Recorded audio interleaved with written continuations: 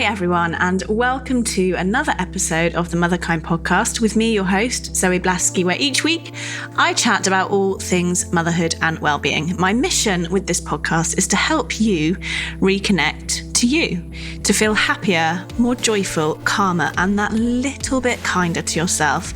Because I think life as a mum in this hectic modern world is hard enough as it is. I believe becoming the happiest, most alive version of ourselves is the most important and inspiring thing we can do for our children. Hi everyone, and welcome to this week's episode. My guest this week says that motherhood is a journey that has the power to help us evolve and transform. And if you're listening to this podcast, then I know that that will resonate with you. Shelley Robinson is the founder of Raising Yourself. She was also suggested by tons of you when I asked who you wanted to hear on the podcast. Shelley is a holistic family wellness coach, a workshop facilitator, and a conscious parenting advocate. And she is on a mission to teach busy midlife mothers how to heal unhelpful patterns and then develop a strong emotional health that they can pass on to their children, which is something that we talk about every week on the podcast. So I know and I hope that you are going to love this episode. Here it is. Shelley, I'm so excited to chat to you. I discovered you on Instagram. Been following you for a while. And, we were just chatting, weren't we? There is so much overlap between what I'm passionate about and what I'm doing with Motherkind and the podcast and what you're doing with Raising Yourself. So I'm really excited to dive into this conversation with you. Thank you for having me. I know when I saw the invitation to be on this podcast come through, I thought this is going to be such a great conversation. I cannot wait. How did you come to do this work? What's been your path to being sat here this morning? Yeah, my work started out more in the area of, I was coaching women. This was, a decade ago. I was coaching women who struggled with emotional eating. And I did this after I'd worked in corporate for 12 years. I had my first child. I was trying to market insurance. It was a snooze fest for me personally. It wasn't work that lit me up. So I went back to school. I became certified as a life and wellness coach, and I got into the work of emotional eating because I had struggled with that for so many years. That's where my work in healing really started out. And I became really, really fascinated with how many parallels and connections there were between why and how moms struggled with this area of their life and also how it showed up in parenting. Because so many of the moms who I worked with thought something was wrong with them, that they were broken. There was a lot of shame. And then they kind of coped with that inner critic by using food. But then it showed up in their parenting a lot too. And so I just became really fascinated and really curious about where did this come from? We weren't born like this. We learned these voices, we picked them up somewhere. So I got really curious about how that showed up in our parenting and where that came from and how that got passed on from our ancestors. So I started out in that area, but I ended up in the more of the parenting area because I became a parent and I was really curious about my own behavior. And I was like, where did I get this from? I just began studying it and immersing myself in it and supporting women around that area a little bit more. It's been a really interesting journey and one I would have never predicted, but I feel like I'm exactly where I'm supposed to be. It's so funny because I too did 12 years exactly in corporate before Really? I started doing my coach training, and you'll never guess what I was doing. I was marketing insurance too. You're kidding. Oh my gosh. That's so funny. That's the path to maybe better things. Who knows? So, when you started to do the deep healing work that I know you've done, what was the trigger for that? You talked about it actually being your second child. And Yes. What did you uncover in yourself from that generational patterning that you're now kind of working on healing? So yes, I have 2 children. And when I had my daughter, who is now 6, I think I saw a lot of myself in her. And so that's really when I began this kind of journey on where did I learn my own patterns? Why am I so angry? All these questions that kind of bubbled up. And everything I read and everything that I consumed pointed to look at your childhood. And so I know as a mom, I became way more overwhelmed when I had 2 children, and I had a lot of anger. And at that time, 6 years ago, I barely heard of the word trigger. The term inner child, I just really thought that was reserved for people like not me. It just felt very distant and abstract and not relevant to me. But I think it was my anger that I got really curious about. And I'm like, I love my kids so much. Where is this mom rage coming from? And that's when I got really curious about that work of inner child healing and understanding those triggers, those emotional activators, and where those come from, and that they have a story to tell. And so I got really curious about what was behind that anger and behind those stories that my inner child was trying to bring to the surface and ask to be healed. What was your inner child asking to be healed? For me, it was, I think, not having a voice. And so when my children, if they were defiant or they disagreed with me, or things that kids are developmentally supposed to be doing, pushing the boundaries, right? I saw red, and no one would believe that about me because I have kind of this like cool, kind demeanor, and people are like, surely you wouldn't get that angry. And I'm like, and I never did anything. Of course, I raised my voice every now and again, but it scared me. I'm like, where is this deep well of anger coming from? And I think that was the journey for me about kind of reclaiming my own voice so that I could give my children their voices. And of course, that doesn't mean letting kids be disrespectful or mean-spirited, but it was just about creating a space and an environment in my own household where everyone's voice was safe. And I had to start with myself first. I had to go back in time and kind of examine, like, where did I lose my voice as a child? And how can I reclaim that so that I have it today and that I can use it for good? And that there's not all of this resentment and anger underneath of that lost voice. How did you reclaim it? Oh boy. That's one of those questions that I wish there was like this really palatable Instagram quote I could give you, but it was just a journey. It was just a really long journey. Here's what I'll say. I think this is the easiest way to sum it up. When I looked back about where that anger was coming from and where I had lost my voice, I began questioning narratives that I assumed were true. And so I call it this game of like 2 truths and a lie. So I would point to a lie that I used to believe, like, I don't belong. My voice isn't worthy. Things we all kind of pick up as children, and these narratives that we pick up, my voice doesn't matter. And I would just question them and say, is that even true? Or could that be a lie? And then I would start overwriting those lies with truths like, I do belong. My voice does have a place in the world. And so just kind of making those subtle shifts, and they weren't things I necessarily even shared with anyone, but just calling out the lies and overwriting them with truths that I knew as a grown adult who wasn't surviving anymore, that I had to embody. Like intellectually, I knew my voice belonged, but like, did I really believe that? That was the gap I was trying to reconcile. I was trying to bridge between childhood and adult. And that's really the work of raising yourself, is bridging that gap, reconciling those stories that we grow up believing about ourselves, and then growing up and saying, where is that even coming from? And it's not always from our parents. We can pick that up from any adult who had influence over our life, like coaches and pastors and teachers. And, we pick that stuff up from a lot of different places as children. It makes so much sense, doesn't it? That, our children come to us with this spirit and this energy, and then they're kind of just fully themselves, and they're loud. And, and if any part of us was, as you're describing, and I've got exactly the same experience, not allowed to be our fullest, brightest, most angry, children when they're allowed to, right? Are just kind of just all raw emotion. If that was shut down in us, of course we try and shut it down in them, because it's so uncomfortable. That's right. It's painful, right? Yeah, so of course we're going to be like, don't disrespect me because I said so, all that sort of stuff. It's almost like when, I remember before I started on this path, and I would see women, peers even, who were just fully embodied, and they would trigger the hell out of me, and I would want to shut them down. It's exactly the same. It is. And it's so important. I think, at least it was for me, to realize that was my ego. So when I would be like aghast at my children's behavior, like, how dare you, the nerve, how dare you disrespect me? That wasn't necessarily me as a mom being mean and terrible. It was my ego. It was in the front seat because it was so fragile and it was being threatened.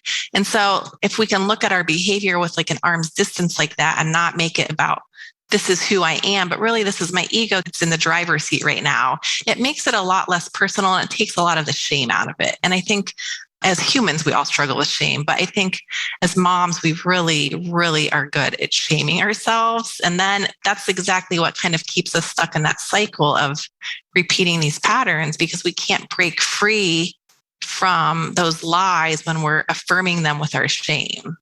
Let's talk about shame and the good girl. Yeah. Yes. I think they're really, really connected. So can you tell us your insight on shame and the good girl and how both of those get triggered when we become parents? Oh, I love this question. So I think one of the things that's really harmful to kids, and that I think so many in our generation grew up with, is this binary of our behavior being good or bad. Either you're a good girl or you're a naughty girl. There was no nuance. And so we grow up, if we're not good, well, then we must be bad. And so that left no room for all of our feelings. So feelings like anger and impatience and all those things that come up being a parent, when we feel them, we are catapulted back in time to that narrative of like, you're bad because you're feeling all of these feelings. And so it's so hard to work through that as a parent when you're busy and you're overwhelmed and you're just trying to get your kid to eat dinner and you don't have time to like sit there and think about your inner child. You're just like, just eat the macaroni and cheese for the love. That's what we have to unravel, are those narratives that like uncomfortable, I'm going to put this in quotes, negative feelings are bad, and that equates us as being bad. And so many hard feelings come up as a mom. So we sit there and wallow in shame around them because we feel like they were never allowed and they shouldn't be allowed today. And then we unconsciously pass that to our child, and we don't mean to, but if our feelings aren't allowed, why should their feelings be allowed? And so it's kind of overrating that belief that all feelings are okay, and that doesn't make us a good or bad girl. And there's no shame in any of our feelings, which is why I'm so passionate about that whole conversation of give kids the space to feel all their feelings and breaking that shame cycle. But the good girl, bad girl thing, that comes from so many different institutions in society. And I received a lot of that in the church growing up. And so that's a huge part of my journey.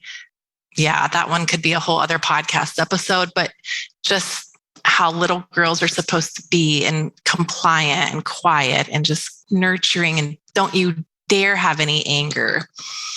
It comes from a lot of different places, but for me, that was a really big thing in like religious indoctrination growing up. Yeah, and I think anger it's so fascinating, isn't it? I never really experienced an anger like I did when I had kids, and I'm exhausted and I'm stressed out and I'm like, just get your shoes on. And now I know that's totally fine. Of course I'm feeling angry. Right. I've got cortisol flooding in my body and there's stress. It's almost like biochemical. It's like it's totally fine. But what I used to do is then shame myself about the anger. Why am I so angry? What's wrong with me being angry? And then, do the same unwittingly to the kids. Like, anger's not okay.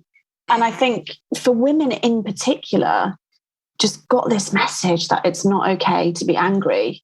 And yeah, it's so cool. Like just telling myself first, your anger's good. And someone said to me once, anger is the emotion of self-esteem. It's kind of like if you're angry about something, it's like, this isn't okay for me. There's kind of an esteem in it, as opposed to pushing it down, which we know, as you were describing, comes out sideways in emotional eating, depression, anxiety, physical illnesses. So yeah, I just think anger is so important to just normalize, isn't it? And it is. Bring into the normality of what it means to be human, and particularly a parent. Right. And I think another aspect of anger that's not discussed as much as I would hope it would be is underneath that anger is almost always fear. And I think if we can look at it that way, we can be a little softer with ourselves and we can be a little softer with our children, because we react differently toward fear than we do anger. But underneath anger is a fear of abandonment or rejection, shame. So anger, it's got, like everything else, a story to tell. And usually when you start peeling back the layers of that anger, someone's afraid. And I use that. I've actually used an actual onion with my kids. If they've been angry, we don't do this in the moment, of course, but after they've been angry, we kind of take this onion and say, let's talk about, and it's such a cool, tangible way to kind of get them to understand, like, underneath of that, what was really going on. It's been a fun experience to kind of help them see, like, their anger doesn't make them bad. There was a story to tell there. And how do you pick apart the nuance? Because there's definitely some nuance when we talk about anger in particular. You're describing at the start, one of your big gateways into awakening was, why am I angry all the time? Yeah. And yet there's the kind of other side of it, which is like, anger's welcome. So if someone's listening thinking, well, hang a minute, yeah, I feel really angry. And the minute ago you were saying that's good and it's okay to feel angry. But then at the start of the conversation, you're saying, actually, that was a gateway into what's really going on with me. Where's the nuance? Well, I think you can look at anger, you can look at it with compassionate curiosity. That's how I view really any feeling that kind of bubbles up either for myself or my kids. Of course, that doesn't mean I do it perfectly, but if you can just be compassionately curious about where it's coming from and be able to sit with it and know that you can come out on the other side of it, it allows you to have a relationship with it instead of running away from it by using the coping mechanisms that we all use in some way, right? Whether it's food or scrolling or alcohol or whatever, but just to be able to sit with it and have a relationship with it, I think is really the most powerful gateway into integrating that part of yourself that might have been suppressed as a child. I think that word curiosity is just the most powerful word with this work. I use it so often with myself. Like, I'll say to myself, isn't it interesting that triggered you? I just feel like it's so much softer than it is. What's wrong with you? Or isn't it interesting that you're questioning yourself? Or isn't it interesting you feel guilty about that? Isn't it interesting? ... And I use it with the girls too. Yeah. There's no judgment there, is there? It's just an observation, it's a compassionate observation, really. Like, what if? I use the what if. Like, what if this has something to tell me? And you talk about breaking cycles, and it's something I talk about a lot as well. And I was really curious, do you have a sense of what those cycles are? Like, do you name them? Like, we're breaking the cycle of shame, we're breaking the cycle of feelings not all being welcome. And how many cycles are you breaking? I know there's so many we could be breaking. And I think that's just a really personal question for each parent that goes on this journey. I actually just shared about this on social media, and I said something like, you're breaking generational cycles. And I kind of curated the most common responses I hear in my community. But I think once you start this work, and maybe you start with one like that's really clear and obvious to you, like, I'm not going to spank my kids because you were spanked, and that's like an easy, low-hanging fruit. Like, I'm not doing that. But as you get further and further into that one, you're like, well, if I'm not going to spank my kids, that means I'm going to have to break the cycle of shame. And if I'm going to break the cycle of shame, I'm going to have to let my kids have a safe space for all their feelings. I feel like it cascades, or it's almost like a domino effect. Like, they all are interconnected. And I don't think there's really a whole lot of value into like worrying about labeling them or not. It's just more of a culture inside of your house, the environment that you want to create in your family. And by defining that first, by saying, I want this to be a safe place where all feelings are valued and given a safe space to exhale, defining that first, the other things kind of just fall to the wayside, the spanking and the shaming and the threatening and the invalidating. Like, those automatically don't line up with that value and that goal that you want to have for your house. Have you talked to your kind of extended family, siblings, parents? The work that you're doing is quite public. Have you had that conversation, or are you just kind of allowing it to be? And I wonder what they think of it. I've had, I would call them rather insignificant conversations about it. And my family, to be honest, it really isn't on social media, but we've had enough conversations over the years to know that we have different viewpoints about things. And that seems to be okay. Like, that hasn't broken our relationships. And I'm kind of going, on my own journey and they're on theirs. And it hasn't harmed us in any way, but I think we realize we're just very different people. And I've always felt a little bit like an outsider. It's been interesting to see how that has manifested as an adult for myself. Like I've continued to just listen to my voice and use it in a way that I hope helps people and helps impact other families in a positive way. And how do you handle those interactions with your wider family, with your children? It's something I get asked all the time. People will say to me, we try not to use the language good and bad in our home. And then my kind of in-laws come and they're saying, good girl, bad bad boy. Do you experience that? And how do we hold those boundaries, or actually, well, maybe I'll share my view in a minute. Let me hear your take. So I think, and this is an opportunity in this reparenting, raising yourself journey to reclaim your voice. So if my parents or extended family member does something that is not in alignment with the values I have for my family, I say something to them. I set a boundary and say, we do not use that kind of labeling, or we don't do the timeouts, or whatever it is that they're doing, maybe when they're caring for my child or around my child. So it's setting a clear boundary with them. And then it's setting a clear expectation with my children and saying, these are our values, and I'm making sure I'm protecting you by not confusing you with getting mixed messages from family members. And it's okay to say something when someone crosses a boundary and violates like a value. So I'm holding boundaries in like two different places, one with my family and one with my children. And I think that's a really important thing as parents for us to model. And it gives children a template to follow to say, my mommy didn't like how that person treated me, and I deserve to be stood up for. And what do you do when those boundaries aren't respected or listened to? There have been times where I've just cut off contact for an indefinite amount of time. I've definitely done that before. Those have eventually all been repaired and reconciled. But I think by doing that, it just sends the message of what you're allowing.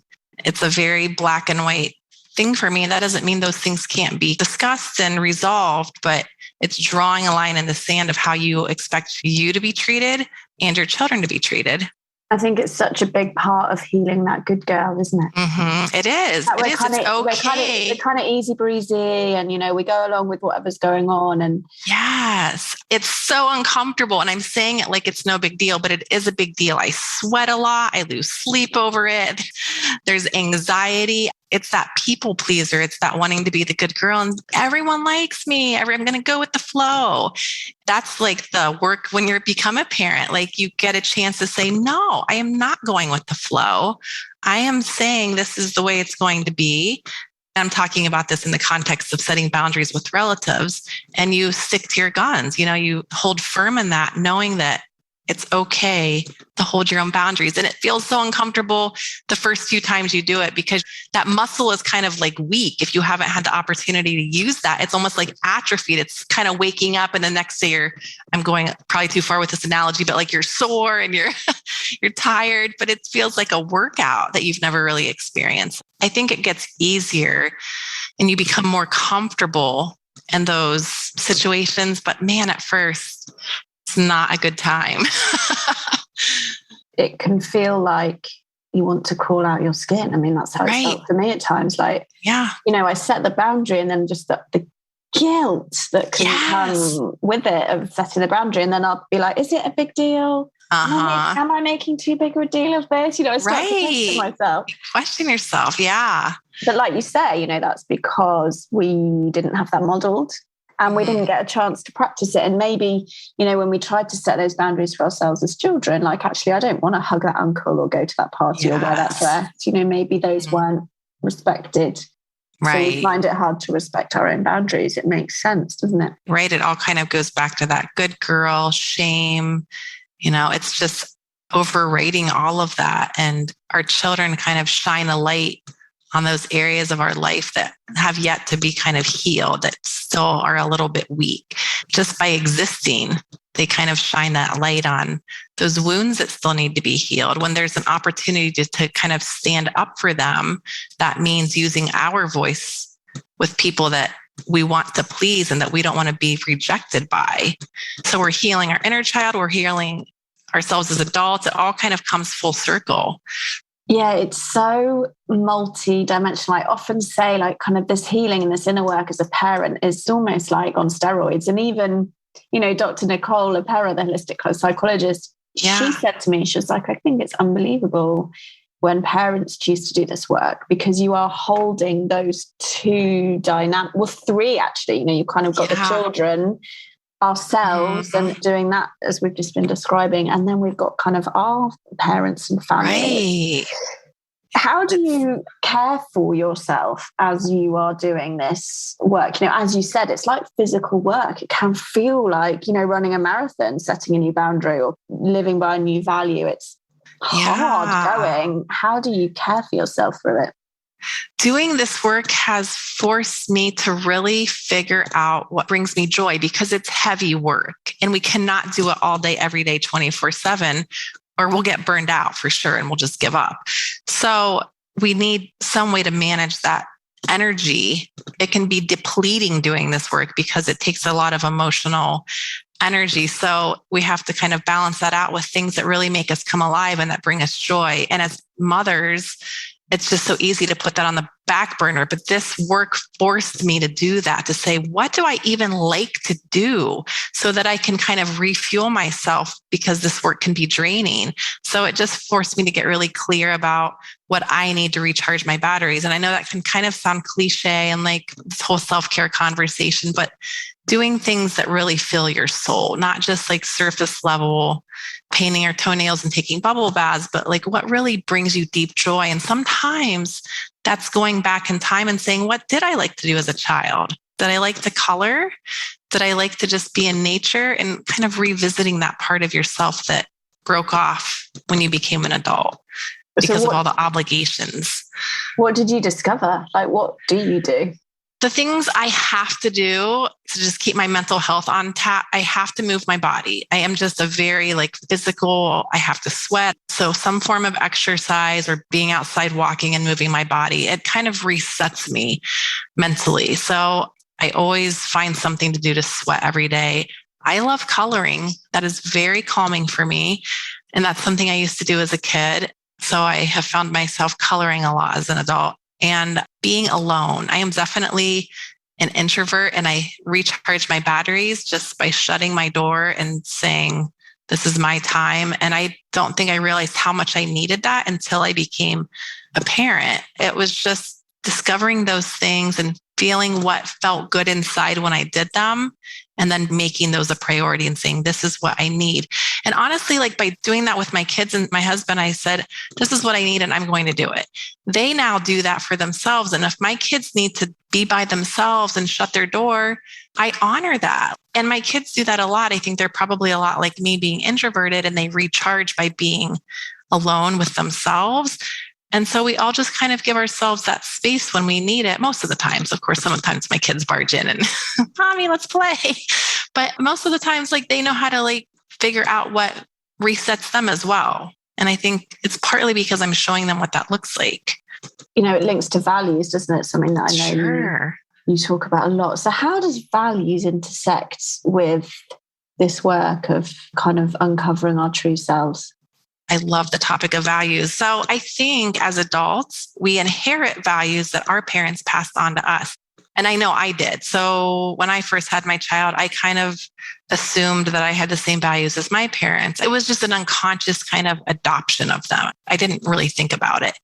But then as my first child was born 11 years ago, as he got older, I was like, wait, I'm not going to do things like that. And wait a minute, I have my own values. And it was getting really clear on defining what those look like for me as an individual and not adopting them just because they were passed down to me. And I think values can kind of sound like one of those what's the point? But really, there are so many values to choose from. And I think we deeply connect with them in ways that we don't really realize until we have kids. And we know what we're not going to do. So what are we going to do? What is important? Compassion, empathy, humor is a big one for me. I mean, they don't have to be all very deep, serious values. They can be adventure. And, I'm in a homeschool co-op and we just got done defining our co-op's values. I see values like as ingredients that we need to make a successful family recipe or whatever it is you're trying to create. They're absolutely non-negotiables. Being clear about them also teaches people how to treat you.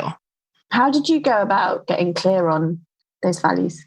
I think it was just a combination of working with different therapists and coaches over time. And it's really digging deep into what matters to you. And you can kind of think about like big events in your life. Like, when was I the most happiest? Or what do I feel the most passionately about when it comes to like social justice? It's kind of about asking these big, deep questions and where you laid up and where you feel really strongly.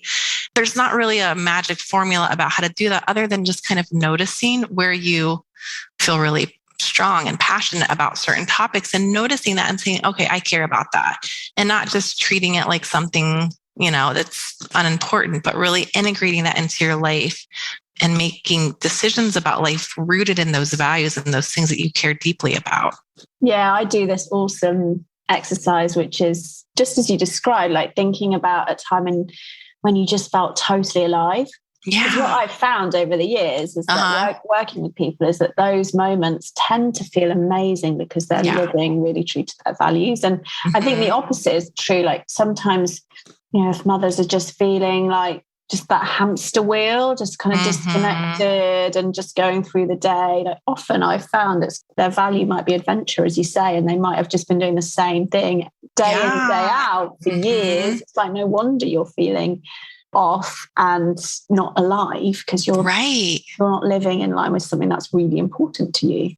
You mentioned homeschooling, and I just wanted to ask you a bit about that. When did you start homeschooling? Did you go into formal education and then come out of it? Tell us a bit about your journey there and how it intersects with this work. We did start off in public school with my son, who's now 11. He went to school for 2 years and he didn't love it. I saw a lot of changes in him. He was coming home like a different person. And it's hard to describe, but I just, as his mom, I kind of just knew something was off. And the more I got into this work about my values and how do I believe children should be treated and what helps my family thrive and my kids thrive, it just wasn't quite syncing up. And that's not to say sending your kids to school is good or bad. This is about discovering what your values are and then like syncing up with it. I always want to be really clear that education looks different for everyone. But this was one of the first opportunities in my journey to take that leap of faith and be like, I don't feel good about this and I'm going to honor that. And so we took him out of school and we've been doing that for 3 years. And my daughter's now a kindergartner, so she's been kind of on this ride with us. But that's been one of the most powerful and affirming ways for me to honor my values and his. I mean, this wasn't like a forced thing. I think they love it. They get a lot of autonomy and they get consent and they get their interests affirmed. And it's just something that I couldn't quite make work in the public school system for them. So it's been really interesting to kind of unpack that and see how much it does line up with the way my parenting philosophies. But it's uncomfortable because it's one of those, like, I'm kind of an outsider in a lot of ways in my community. And there's a lot of homeschoolers where I live. So it's not, but it's definitely one of those like conversations that comes up in play dates. Like, well, why do you do that? And it's a big answer, there's just so much to it. And it's still one of those things I question a lot. It's also listening to my kids. So it's like a constant two-way street, and if one of my children wanted to go back to school, we would have that conversation. And it's about giving them kind of a say in the matter. That's really what it all comes down to, is giving them a voice. What are your hopes for them in terms of the outcomes of homeschooling? Because as you say, it's a big decision. I think it's always a big decision when we go against the norm. I want them to be able to listen to themselves, to be able to notice like what lights them up and following that and affirming that for them and kind of helping them trust themselves. Like, if you're interested in something, I'm going to be your biggest cheerleader, even if I don't really get that thing. Like, my son is into some things that I'm like, I don't really get it, but I'm going to like get you all the resources and materials and things you need to explore this. And I think so many of us as adults become disconnected from what we love and what we're naturally good at, what we're naturally just meant to be doing on this planet, because we are asked to conform and comply. And I know that's kind of the nature of managing a large classroom of children. I know that that's hard to like let every kid go in a different direction, but that's what I love about homeschooling, is the ability to say, you want to like study animals? Let's do that for however long we feel like doing that. Or you want to explore this or that. And it also is an environment, again, where feelings are safe. So if you're struggling with something, I'm not going to put a red mark on a clip chart because you're struggling and make you feel bad in front of other people, which happens a lot in the school system. We're going to sit down and work through it. So my hope is that they kind of listen to that inkling inside of like, what do I like? What lights me up? And then just giving them what they need to thrive inside of that. I sometimes think or laugh inside that if, all children were taught that, I think the coaching industry wouldn't last very long. Oh, we would totally. You're right. Because that's what coaching is. That's what I do. That's right. Working with someone is like, let's just get you back to you. Get you back to you. And I feel like what you're saying is that actually what you're helping your children do is just minimize those opportunities when they're splitting off from themselves. Exactly. They're going to experience things in life where that's going to happen no matter what. But as parents, if we can minimize that for them as much as possible and just give them a lighter load to carry, I think that's the whole point. My 6-year-old is in school, but homeschooling is something I would definitely consider. But I guess what stops me is that I want to work.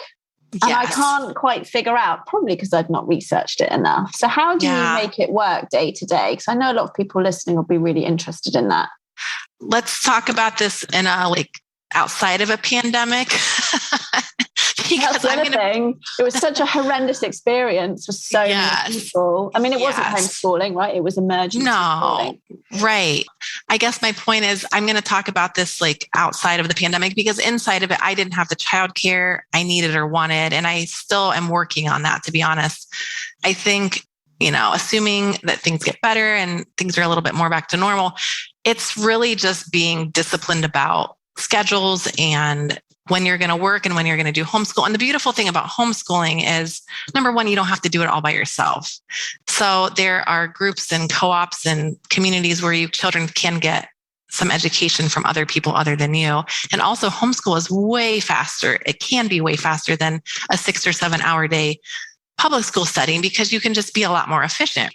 So you can crank out your work in a couple of hours in the morning, and then maybe you have a sitter or another tutor come over, or someone else helping you, a support system to do the work and to do the homeschooling. You definitely have to have a support system, and you cannot do it all by yourself. And I was doing a lot of it by myself during the pandemic just because of the lack of childcare.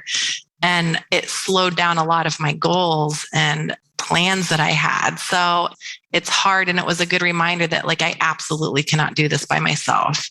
I cannot run a business and I cannot homeschool my children. I need other people.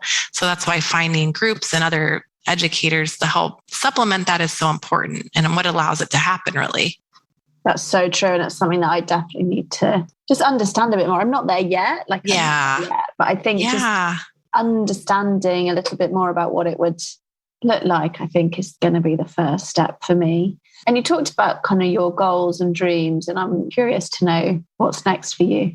Oh man, I'm still actually working that out. And I really have been passionate about having a membership site for parents doing this work, because I think it can be very lonely work and very isolating work. And I am a huge community builder, whether it's personally or professionally. Wherever I live, I love having neighbors together and I love having people together. And life is just better when you have others around you supporting you and rallying you and making you feel less alone. And I think an online community would be so powerful, because I think while this conversation about reparenting and inner child work and the healing that we talk about is becoming more mainstream and more accessible, it can still feel very, very lonely. And so My goal, my longer term goal is to just provide a safe place for parents to have resources and to just share their struggles and to get support that they need to keep going, because I think it's really easy to give up because it's hard. We're just dealing with like the logistics of parenting and getting our kids to school and putting food on the table. And then you're asking me to like open up wounds that from like 30 years ago. Like, I don't have time. So I just really want people to have the support system they need to just keep moving forward. Yeah, you're so right. And I often think about that, it is a privilege to be able to even think about inner child work. Because if you're thinking about it, it means that you're not struggling to put food on the table and you're not in survival mode. That's right. It is a privilege. When you're in survival mode, you can't do this work. You cannot. And I think if we have that privilege, it's our obligation to pay that forward by supporting people who aren't maybe there yet with that privilege for whatever reason, and just continuing to build awareness about this topic and making it more accessible so people don't feel like, oh, that's not for me. That's only for people who experience trauma with a big T. And really, we've all accumulated 1,000 little paper cuts over our lifetime that warrant healing. Whether it was from our parents, whoever it came from, we all have those parts of ourselves that broke off that need to be reintegrated back into our lives so we can show up as the whole worthy human beings that we are in front of our children. That's beautiful. And I always ask the same question at the end, which is, if you could give just one gift to all the mothers in the world, what would that one gift be and why? I would want to instill in mothers that it's okay to be gentle with yourself. Like, I just want to reinvent the conversation of how we relate to ourselves. And the word that always comes to mind is be gentle, or the phrase, I guess, being gentle. We're so hard on ourselves, and it's so wrapped up in that like good girl shame, not wanting to rock the boat. What if we were just gentle? And every time I feel that shame bubbling up, I just kind of combat it with that. It's okay to be gentle with yourself. So important, isn't it? Particularly if we didn't experience that growing up. It's incredibly healing to just be gentle with ourselves. Right. Oh, it's been a joy. Thank you so much. Thank you for having me. This was such a wonderful conversation. We had so much overlap, and I love the work you're doing. Feelings very mutual. Thank you so much. And I'll see you on Instagram. Great. Sounds good. Thank you, Zoe. So that was the episode. I hope that you really enjoyed it. As ever, if you did, please consider sharing it with your friends and leaving me a review on iTunes. It really does make a difference to the number of mums that we can reach with the brilliant wisdom of the guests I have on. Also, just a reminder about the Family Reset Plan. It's my latest offering to parents. I think that we are living in probably the challenge of our lifetimes. Well, definitely so far. And as parents, we not only have to support ourselves, we also have to support our children. And that is a lot. So the Family Reset Plan is myself and two brilliant psychologists. And we give you step-by-step, simple, applicable ways that you can support yourself emotionally to feel stronger, calmer, and therefore to support your children in a different way. It's all grounded in psychology and neuroscience. It's just £25 currently. And if you work for the NHS, it is totally free for you. So check out the website, familyresetplan.co.uk. Take care. I'll see you next time.